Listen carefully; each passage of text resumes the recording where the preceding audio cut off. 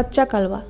এই এন্টিটির নাম রাজস্থান উত্তর ভারতে অনেকই শুনতে পাওয়া যায়। বিশ্বাস করা হয় এই সত্তাকে মূলত এই অঞ্চলেই দেখা যায়। সনাতন ধর্মের কিছু পুরনো বিশ্বাস অনুযায়ী যেসব শিশুদের দাহ না করে মাটিতে কবর দেওয়া হতো, তান্ত্রিকরা নাকি সেই কবর থেকেই তুলে আনতো সেই বাচ্চাগুলির বডি।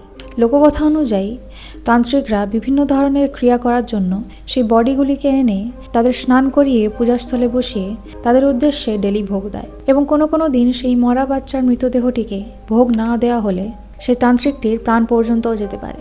তান্ত্রিকরা এই কাচ্চা কালওয়া স্পিরিটগুলিকে জাগিয়ে তোলে বিভিন্ন ধরনের খারাপ কাজ করানোর জন্য। আবার অনেক সময় তাদের আত্মাগুলিকে আটকে রাখা হয় একটি সুতোর মধ্যে 21টি গাঁট বেঁধে। তাই রাজস্থান বা উত্তর ভারতের অনেক গ্রামাঞ্চলগুলিতেই এখনও পর্যন্ত অনেক লোকবিশ্বাস রয়েছে যে খালি রাস্তাতেও কোনো বাচ্চার অবয়ব দেখা গেলে তা নাকি কাচ্চা কালওয়াই।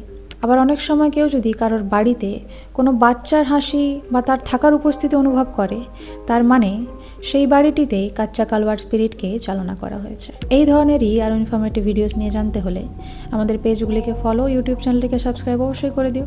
দেখা হচ্ছে নেক্সট ভিডিওতে।